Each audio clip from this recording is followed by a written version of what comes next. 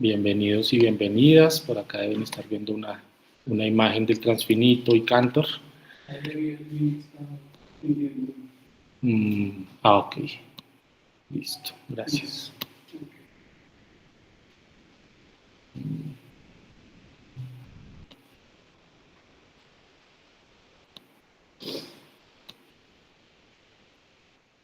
Ya. Bueno, entonces de nuevo bienvenidos y bienvenidas. Estamos en la sesión 3 de este seminario. Entonces les recuerdo un poco en qué estamos. En las sesiones anteriores un poco las hemos dedicado a contextualizar el problema sobre el que nos vamos a centrar, el continuo en Peirce. Entonces hemos estado hablando de algunas ideas del continuo en general y en particular en los textos mismos persianos, lo que él mismo expresó. La recepción de esas ideas también.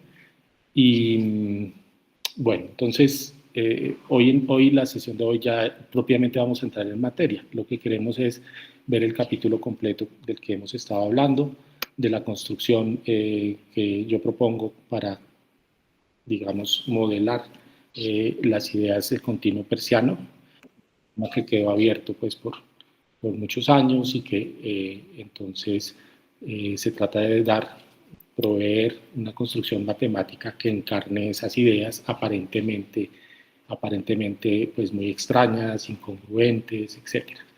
Entonces, esa es la idea y hoy propiamente entraremos hoy en materia. Entonces, en materia es hacer la construcción.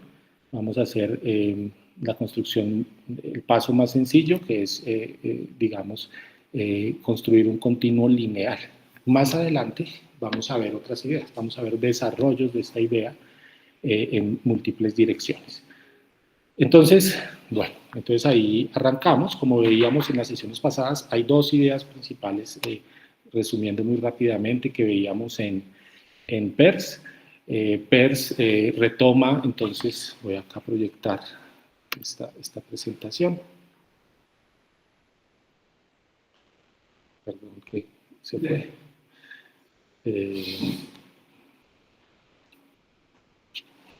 ¿Me confirman si están viendo la presentación?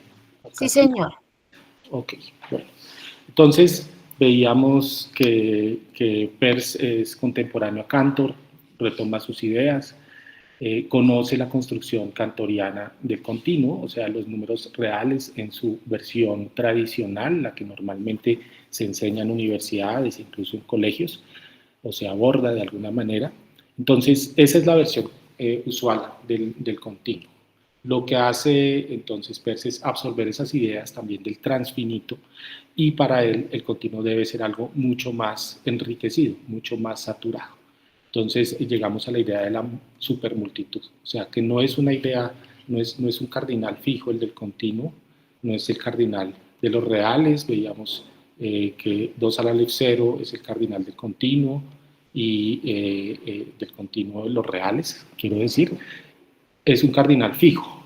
Entonces, la idea es trascender ese cardinal fijo y tener un continuo con muchos más puntos, con muchas más, digamos, mayor densidad, si podemos usar esa palabra, de la que encontrábamos en los reales. Entonces, esa es una característica que llamamos supermultitud, ir más allá de cualquier multitud, ir más allá de cualquier cardinal, incluso transfinito. Bueno, entonces esa es una propiedad importante. La otra es el título de la charla de hoy, es la idea de que el continuo no tiene puntos en el fondo. Entonces, normalmente identificamos la recta como un conjunto de puntos, el plano como un conjunto de puntos, y la geometría son subconjuntos de esa recta, de ese plano, etcétera, del espacio. Entonces, es la idea tradicional en la geometría, entendiendo por punto aquello que no tiene partes, como decía Euclides. Bueno, esa entonces es la versión tradicional, la de un continuo basado en puntos, mientras que Peirce propone un continuo no basado en puntos, donde no hay partes últimas. Entonces están esas dos ideas principales y vamos a tratar de ver cómo construir, hacer una construcción que encarne esas dos ideas. Perdón, que por acá creo que alguien está intentando entrar.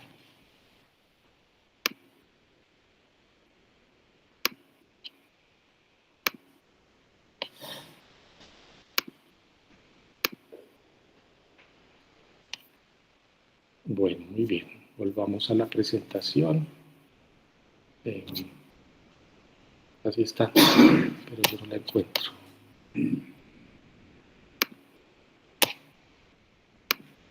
Muy bien. Entonces está esa idea, la idea del infinito en Cantor. La idea del infinito en Cantor, pues los matemáticos, para ellos esto es bien conocido, pues tiene como dos vertientes. Por una parte está la idea de cardinal, que ya vimos la vez pasada. Hay tamaños de conjuntos, el cardinal es el tamaño de un conjunto, generaliza a los números naturales para el caso finito. Entonces también para los conjuntos infinitos hay un tamaño, hay un cardinal. Esa es una de las vertientes, pero también hay otros números, que son los números ordinales. Entonces los naturales también encarnan esa idea de lo ordinal. Esa distinción, incluso antes de Cantor, está presente en nuestro lenguaje. Nosotros decimos en nuestro lenguaje 1, 2, 3, etcétera, son los números del tamaño de un conjunto los que sirven para contar, mientras que los ordinales, primero, segundo, tercero, etcétera, nos están reflejando un orden lineal, y esa es la idea que intenta generalizar Cantor también con la idea de ordinal. Entonces, ese orden en donde siempre hay un primer elemento en cualquier subconjunto dado, eso es lo que cumplen los naturales, él trata de llevarlo al infinito. Entonces esa va a ser la definición de ordinal. Un ordinal, o un buen orden más bien, llamémoslo un buen orden porque no solamente lo cumplen los ordinales, los naturales son bien ordenados porque todo subconjunto de los naturales tiene un primer elemento. Por más que sea infinito, en el orden natural de los naturales, el orden tradicional, digamos,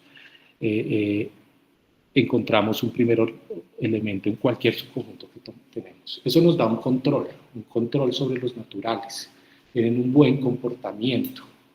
Uno quisiera que el universo tuviera cierta estructura que me permite siempre aislar y encontrar un primer elemento, como un fundamento del cual partir. Eso funciona muy bien en los naturales y nos permite principios fundamentales en los naturales, como el principio de inducción. El principio de inducción me permite hacer demostraciones con los números naturales, demostrando que si una propiedad se tiene para el primer elemento y se tiene siempre para el sucesor de un elemento para el que se tenga, entonces la propiedad se generaliza a todos los naturales. Eso me permite entonces un control para hacer demostraciones.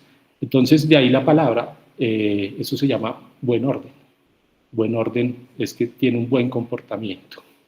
Esa idea no es solo de la matemática, es una idea pues, que está en el pensamiento, ¿no? Y la idea de que hay unas partes últimas de las cuales partir para definir y construir las demás cosas. Hay una fundamentación.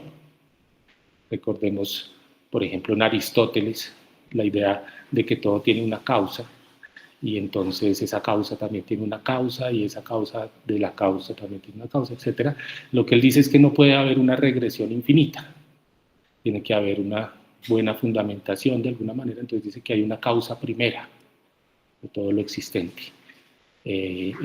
Bueno, el tema no es ese ahorita, pero un poco para mostrar que esa idea de tener un primer elemento del cual partir es fundamental para nuestra manera tradicional de pensar.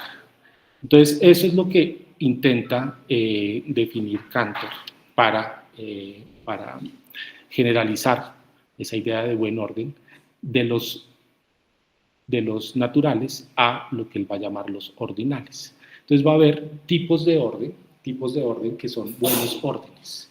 Y entonces son estas escalas que acá presento en la imagen, espero que la estén viendo.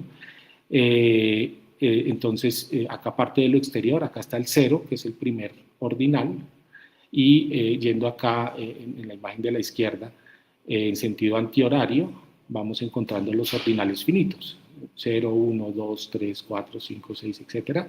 Y acá hay un etcétera, etcétera. Ustedes ven acá que se van juntando hasta llegar, pues ahí hay un límite, porque sabemos que los naturales son infinitos. Y ese primer límite lo va a llamar omega. Omega va a ser el tipo de orden de todos los naturales. Pero no para ahí, no simplemente que llegar al caso infinito, sino seguir con esta idea de buen orden. Por ejemplo, si tomamos los naturales y colocamos un elemento después, es omega más 1, ahí obtenemos entonces el sucesor de omega. Eso también es un ordinal. Y omega más 2, omega más 3, es el tipo de orden de tomar todos los naturales y colocar un elemento después, otro después y otro después. Y así sucesivamente. Bueno, esto trasciende y él va iterando operaciones y tomando límites, tomando sucesores y límites, va construyendo toda esa escala de los ordinales.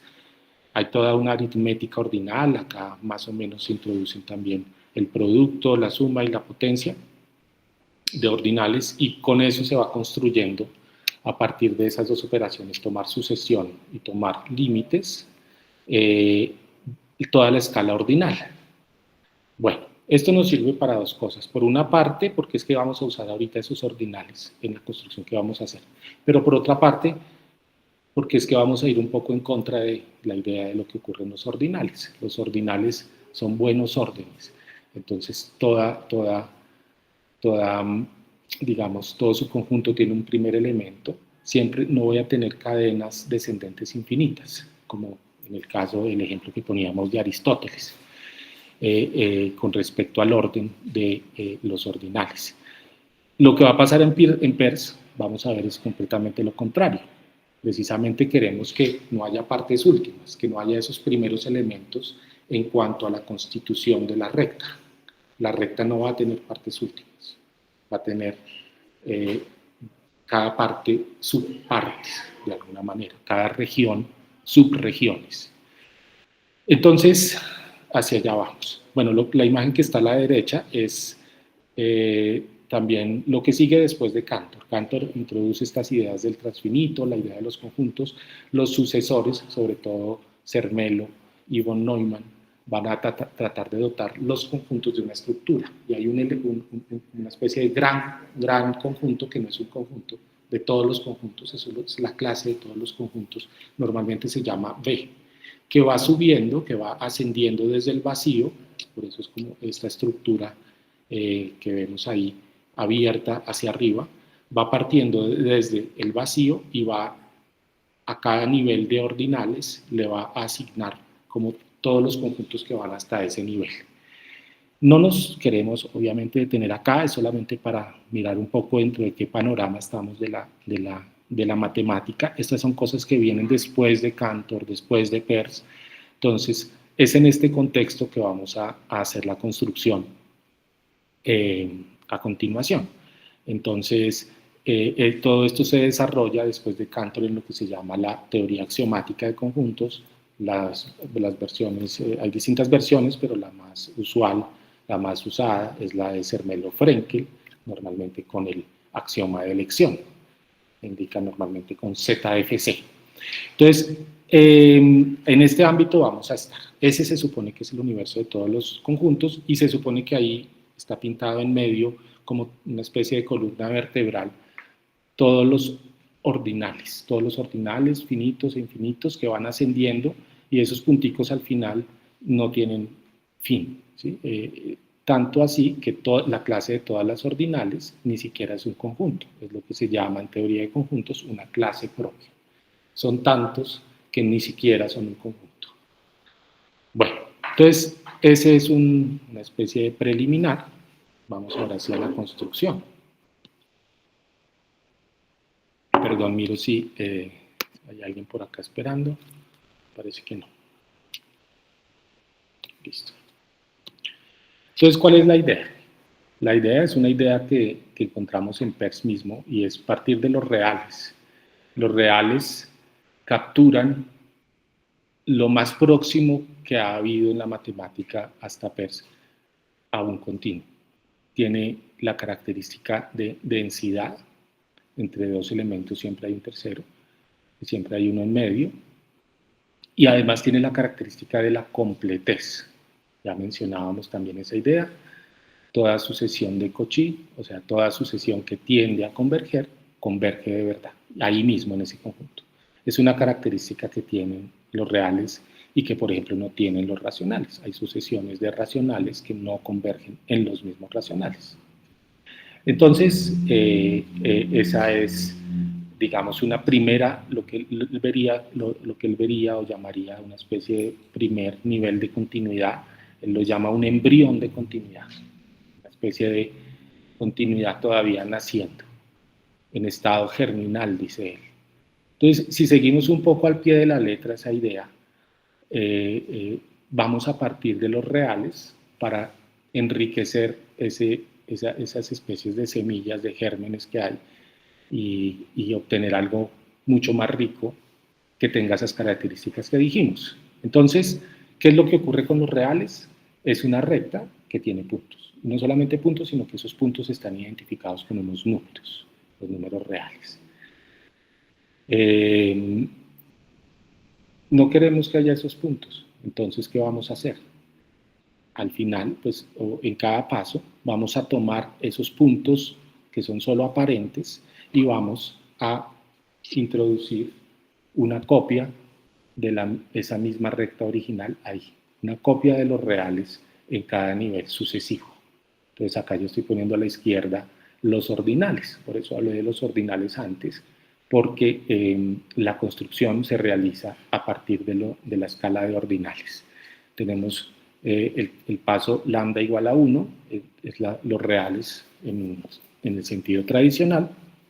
Cada uno de esos reales se explota o se amplifica en otra copia de los reales. Ese sería el nivel 2. Y así, pues, incluso pues, en ese segundo nivel, pues tampoco queremos detenernos, porque si no, simplemente estoy desplazando el problema de que los puntos no están al primer nivel, sino en el segundo.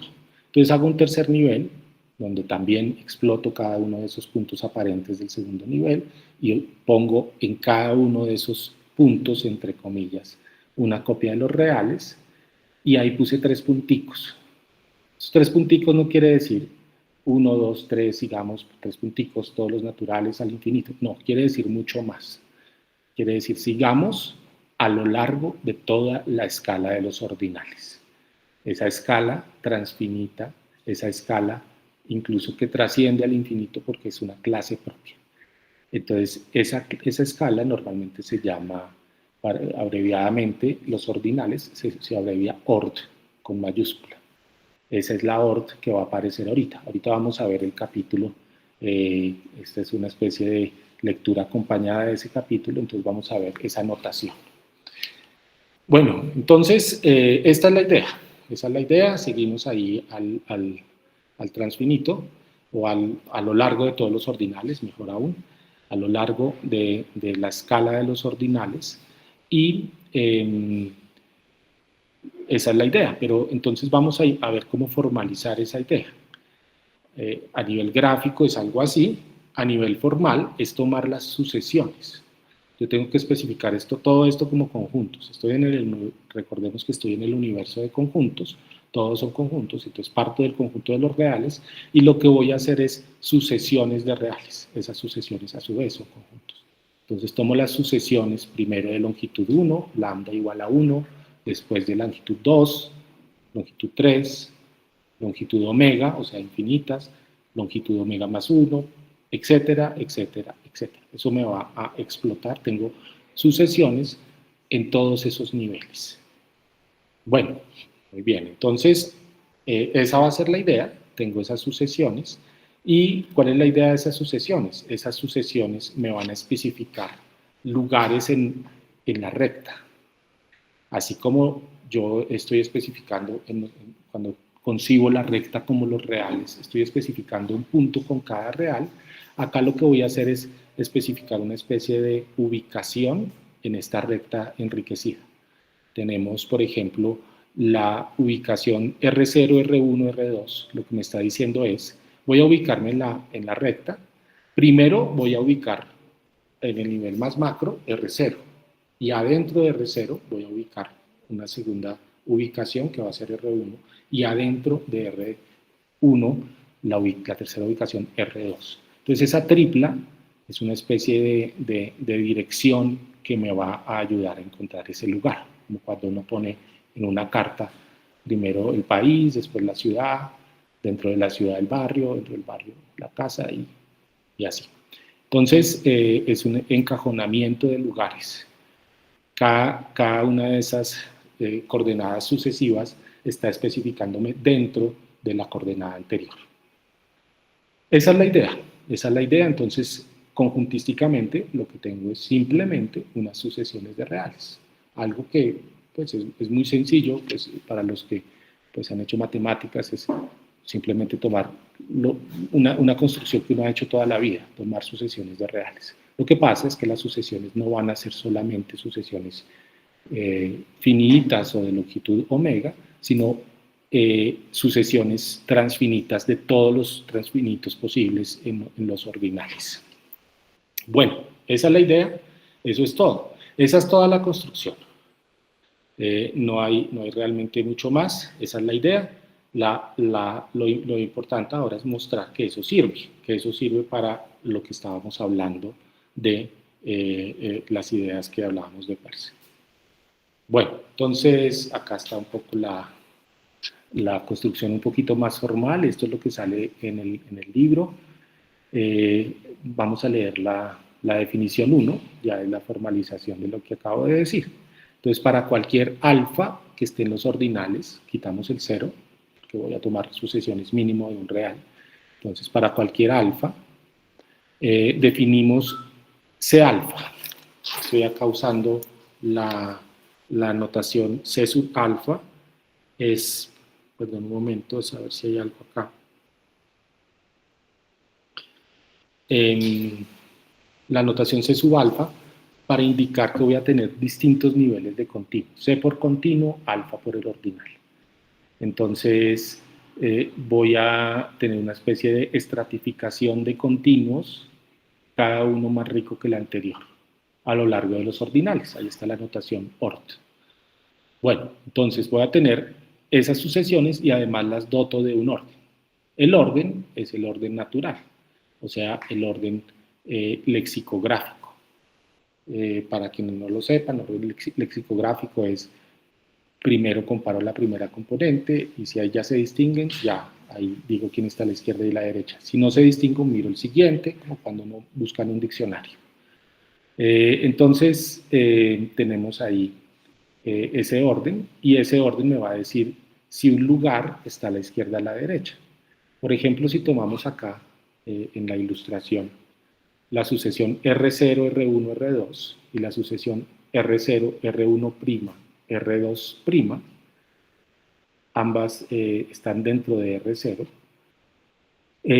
Esas dos sucesiones, debería acá tomar un apuntador, perdón. Tengo la sucesión acá R0, R1, R2 y la sucesión R0, R1', R2'. ¿Sí? Comparo la primera coordenada. Esa primera coordenada o ese primer real no se distingue, entonces no puedo decir quién está a la izquierda y quién en la derecha. Pero en el siguiente nivel ya puedo decir que la primera que nombré está a la izquierda y la segunda a la derecha, porque se distinguen en la segunda coordenada. Eso es el orden lexicográfico. Entonces tengo un orden. Muy bien, tengo un orden lineal, no completo. La excepción es lo siguiente. Por ejemplo, yo no puedo decir que R0, esa sucesión de un solo elemento, esté a la izquierda o a la derecha de la sucesión R0, R1. ¿Por qué? Porque es que realmente R0, R1, el significado geométrico es que va a estar dentro de R0. Entonces, va a haber otra relación acá, va a aparecer otra relación, que no va a ser la relación de orden menor o mayor, izquierda o derecha, sino la relación entre dos lugares de estar el uno dentro del otro. Es esta E que encontramos acá en la definición 3 de la presentación. Entonces, si tomamos dos sucesiones, esos X y Y están en C-ord, o sea que son sucesiones de de cierta longitud ordinal, ¿sí? Bueno, no mencioné que C ord es la unión de todos los C alfa, ¿sí? Tomo C alfa, un continuo de orden alfa para cada alfa, y C ord al final va a ser la unión de todos esos a lo largo de todos los ordinales. Eso es lo que está escrito acá en la definición 2. Entonces, lo que estaba diciendo es que si yo tomo dos sucesiones en C ord, yo voy a decir que una está en la otra, está en mayúscula, está dentro de la otra, si el dominio de la una es menor que la otra, y además, si restringo la que tiene mayor longitud, me da la anterior. Todo ese palabrerío es muy sencillo, es simplemente, por ejemplo, decir que R0, R1, R2 está dentro de R0. ¿Por qué? Porque si restringo R0, R1, R2 a la primera componente, eso me da solamente R0. Eso es. Entonces, esa es toda la construcción y vamos a ver que esta relación de partes y todo, esta relación que podríamos llamar meriológica es la palabra griega para indicar la relación partes-todo o partes-partes, esta relación que rememora un poquito la relación de pertenencia es la que nos va a dar la clave para esa idea de que no hay puntos. Entonces, un breve paréntesis acá, en ese universo de conjuntos que vimos, cuando tomamos la relación de pertenencia, un elemento pertenece a un conjunto, es parte de lo que introduce von Neumann, que el universo de conjuntos no tiene cadenas descendentes infinitas en la pertenencia. Los elementos, si yo tengo un elemento de un elemento de un elemento, todas esas cadenas de elemento de elemento de elemento tienen que ser finitas. De alguna manera es una generalización del buen orden del que hablamos. Entonces, no hay esa regresión infinita en la pertenencia de los conjuntos, mientras que acá lo que va a ocurrir es totalmente lo contrario. Esta relación meriológica sí voy a tener cadenas infinitas descendentes. O sea, fíjense acá ya comienza a verse, tengo una sucesión R0, R1 que está en R0 y tengo una R0, R1, R2 que está en la anterior y así sucesivamente. Entonces voy a tener una cadena descendente infinita, lugares dentro de lugares, dentro de lugares, dentro de lugares, con cadenas infinitas. Y lo que va a ser, bueno, peor o mejor, no sé, peor o mejor, más aún, vamos a tener cadenas descendentes de cualquier longitud ordinal, no solamente infinita, sino de cualquier longitud infinita. Entonces, estamos yendo completamente en la dirección opuesta a lo que ocurre con nuestra visión usual, que es descomponer en partes últimas, ¿sí? Que es lo que hacemos normalmente en el universo de conjuntos. Ese universo de conjuntos está estructurado de esa manera. Hay un axioma que añade von Neumann, que es el axioma de fundamentación o regularidad, a veces se llama, y que nos prohíbe esas cadenas descendentes infinitas. Bueno, entonces esa es la construcción. Eso es todo realmente, eso es todo el tema del seminario, era introducir esta construcción. Ahora, obviamente, va a haber desarrollos. Pero primero entonces veamos que esto satisface lo que queríamos. Lo que queríamos era un continuo donde se cumplieran esas ideas de Peirce. Entonces, lo clave acá va a ser la reflexividad.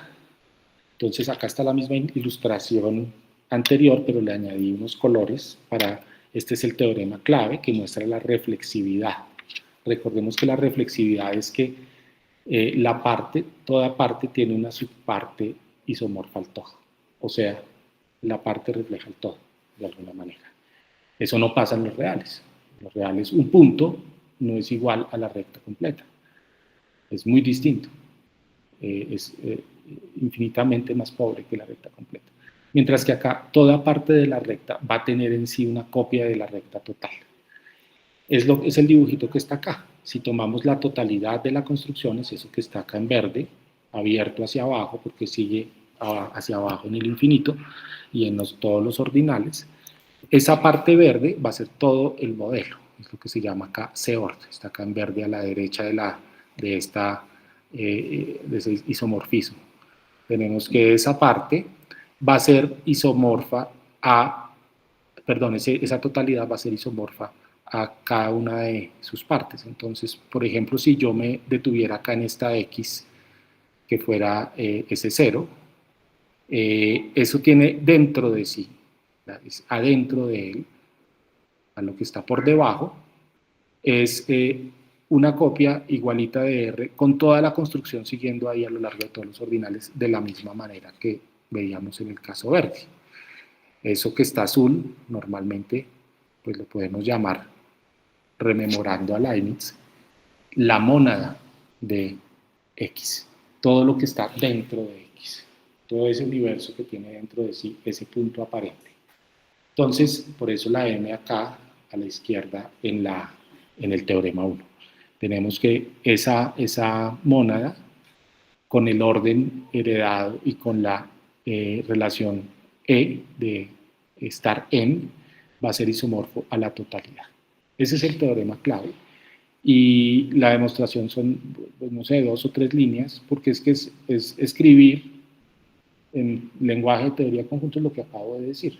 Es algo muy sencillo y está entonces ahí en el capítulo. Entonces, básicamente, esta es la idea clave. Tenemos la reflexividad y, pues, acerca de la supermultitud, pues, es claro que vamos a tener supermultitud. Vamos a tener una serie de continuos, cada uno más rico que el anterior, y vamos a tener el tamaño de ese continuo va a trascender el tamaño de cualquier cardinal dado. Entonces, tengo tantos lugares que trasciende cualquier cardinal infinito, si yo sigo encajonando y explotando estos puntos así como indiqué. Bueno, entonces esta es la presentación. Para terminar, quería mostrar brevemente en el capítulo en donde estamos. Entonces, por acá está.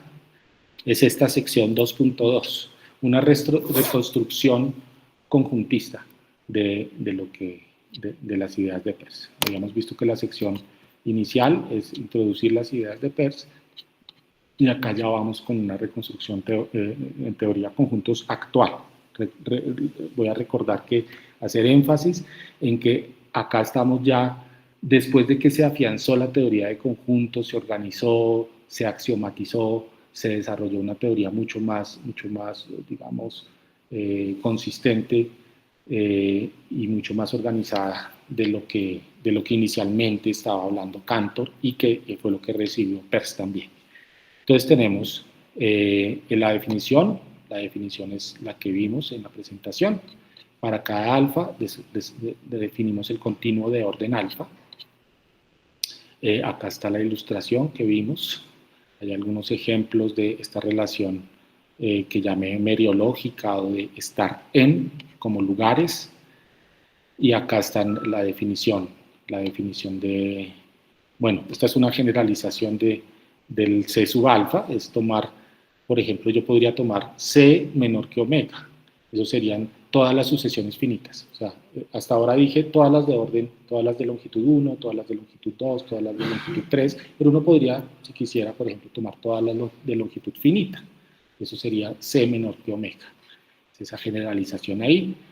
Tenemos finalmente una definición 2.3 que es el CEORT y llegamos finalmente entonces acá a la definición de mónada y el teorema principal, que fue el que hablamos. Bueno, yo creo que, bueno, hay otro teoremita acá que nos muestra que cada mónada, debajo de cualquier punto que tome, cualquier punto aparente, yo acá uso a veces la palabra punto, pero precisamente lo que mostramos es que al final no hay puntos. ¿Por qué? Porque todo lugar del que estamos hablando, cada una de esas sucesiones dentro de sí tiene una estructura, o sea, tiene partes. Entonces no hay puntos últimos. Vamos a tener partes dentro de partes, dentro de partes, dentro de partes, así a lo largo de todo el transfinito de todos los ordinales. Bueno, entonces esa es la sección. Y voy a dejar un ratico por si acaso hay alguna pregunta. Estoy tratando pues de cumplir con el tiempo y hacer las sesiones en este formato compacto, que nos quepa en menos de una hora, ir avanzando poco a poco. Entonces vamos a dejar un momento para preguntas, complementos o comentarios. Obviamente pues hay varios tipos de preguntas. Realmente la vez pasada hubo algunas que son preguntas un poco para meditar durante un plazo, no durante la sesión, yo creo, sino un poco más allá. Voy a tratar de reunirlas para ir compilando eso hacia el final del seminario.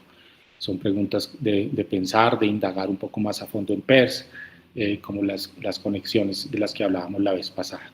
Hay otras que de pronto son más puntuales y que de pronto yo puedo responder ahorita. Entonces, si tienen algún comentario, alguna pregunta.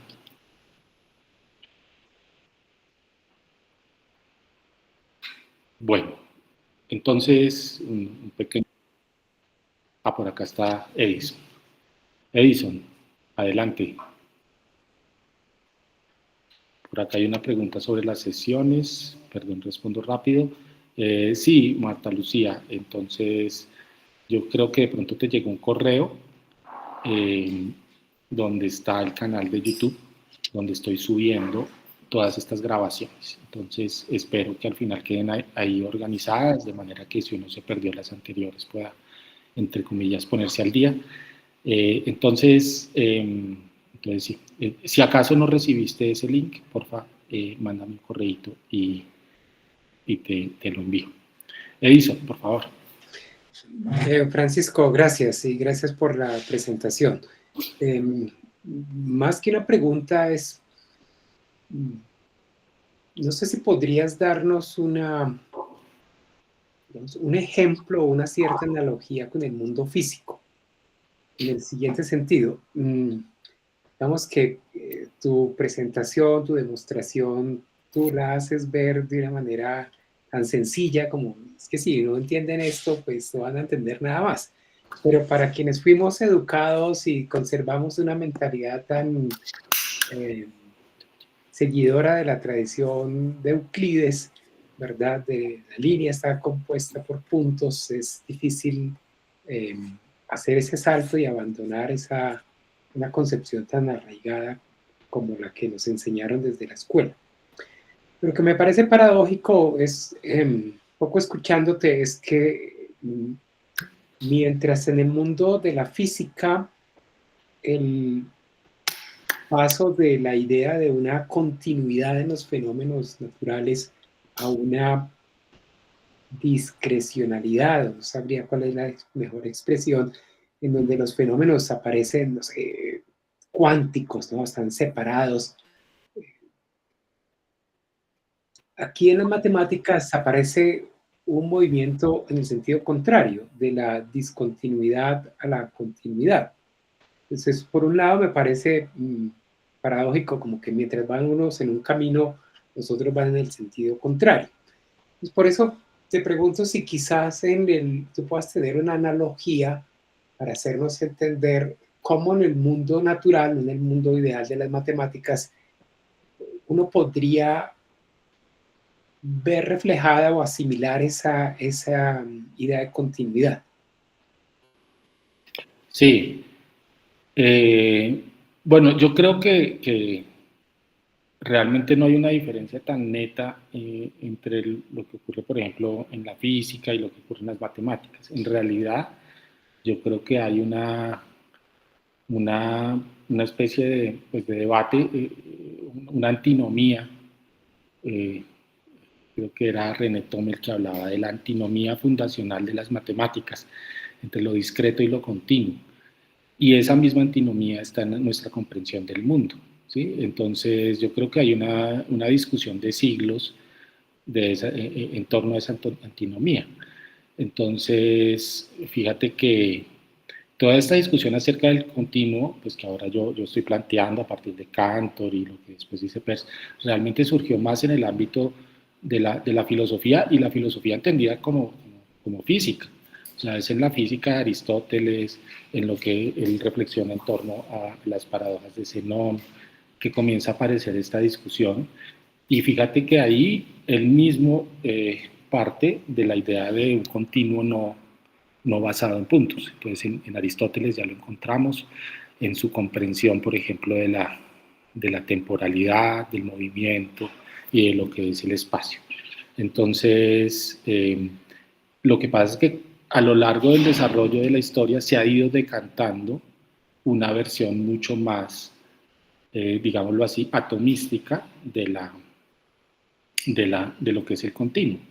Pero esa discusión está en la misma física, o sea, el mismo atomismo justamente nace de ahí, es la comprensión del mundo físico. ¿Hay partes últimas o no las hay? Entonces, eso yo no diría que soy para nada una discusión acabada. Pues lo poco que entiendo es que hay discusión, o sea, no tengo experticia en física avanzada y las discusiones que hay hoy, pero lo que he visto es que hay muchos físicos que como que recogen esas discusiones de si realmente tenemos partes últimas o no. Se intenta llegar a partes últimas, porque claro, eso nos permite lo mismo que hablaba del buen orden, ¿sí? Como un control sobre las cosas, descomponer en las últimas partes y con eso comprender y armar un modelo de toda la realidad. Entonces, eso sería muy cómodo, pero, pero no se ha podido. De hecho, pues cuando se habló de los átomos en el mundo moderno, se pensaba que eran las partes últimas. Después se descubrieron partículas subatómicas, ¿sí? Y las partículas subatómicas también tienen de alguna manera subpartes, yo no sé si llamarlo subpartículas, tal vez no es la palabra. Y en últimas también hay una discusión ahí entre lo que es la materia y lo que es la energía y cuál es el carácter de esa energía. Y pues ahí entra lo que tú dices de la cuantización, pero pues yo lo que tengo entendido es que realmente se trata de un ámbito pues muy abierto a la discusión y de muchos fenómenos que todavía no se entienden, ¿sí? Más que el hecho de que algunos experimentos hayan revelado esa longitud mínima de Planck, etcétera, hayan acabado con la discusión. O sea, creo que es una discusión abierta en el ámbito de la física y esa antinomía sigue viva. Lo mismo diría en las matemáticas. Entonces, en las matemáticas, lo que hoy reina es como la versión más conjuntista, más analítica en el sentido de descomponer en partes últimas para armar las cosas. ¿Sí? Y lo que se enseña normalmente a nosotros los matemáticos es que todas las matemáticas están en ese universo conjuntista que mostré, en esa B, ese universo de von Neumann. Ahí se reconstruye realmente, sí, casi que todas las matemáticas que uno ve en la universidad. Hay cosas que sí quedan por fuera. Pero, bueno, como tú sabes, hay visiones distintas de las matemáticas. Tenemos a nuestro querido Fernando Zalamea, que ha insistido mucho en una visión más sintética. En general, una visión más sintética del mundo, una visión que no parta de unas partes últimas para construir, sino que parta de una visión más, de alguna manera más holística o sintética. Entonces, en la misma matemática yo creo que hay esa discusión y hay ramas de la matemática que enfatizan de mayor o menor manera ese carácter sintético, donde lo que prima no es tanto, por ejemplo, las partes últimas que constituyen, con las cuales yo armo los objetos matemáticos, sino las relaciones que hay, que es lo que prima, por ejemplo, en teoría de categorías. Eso como así, a nivel muy, muy amplio. Sí, no sé si Bien, no, muchas gracias por la claridad sobre, no solo por ayudarme a entender esa paradoja, sino también a señalar obviamente el carácter abierto de la discusión tanto en matemáticas como en física. Sí, esto sería interesante mirarlo con personas que tengan mayor experticia y todo, pero por ejemplo, bueno, hay otro debate ahí. Estaba hace unos días en una conferencia donde había algunos físicos que hablaban, por ejemplo, de que ha habido indagaciones para tratar de modelar, incluso en las teorías cuánticas, e incluso a comienzos del siglo XX, o sea, los años 20, 30, 40, modelar lo que está ocurriendo a nivel cuántico con infinitesimos. Ese es otro tema que hoy no hice énfasis, voy a tener que hacer énfasis más adelante porque es un tema muy persiano también, y es que este modelo ocurre que aparecen los infinitesimos. Todo eso que comienza a aparecer en los distintos niveles, más allá de los reales, son realmente infinitesimos, en el sentido literal de la palabra. Entonces, sí sé que hay físicos que han indagado sistemáticamente tratando de ver si esos infinitesimos podían tener un uso para explicar, por ejemplo, fenómenos cuánticos. Muchas gracias. Gracias a ti, Edison. Bueno, ¿alguna otra pregunta, comentario? Bueno, gracias Catalina por compartir. Ahí está el link del canal para Marta Lucía y los que quieran revisar.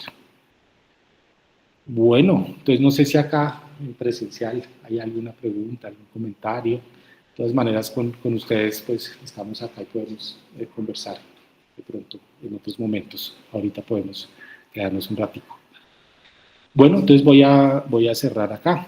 Voy a entonces enviarles, hacerles llegar pues, a lo largo de esta semana pues, la información para el próximo encuentro. Vamos avanzando.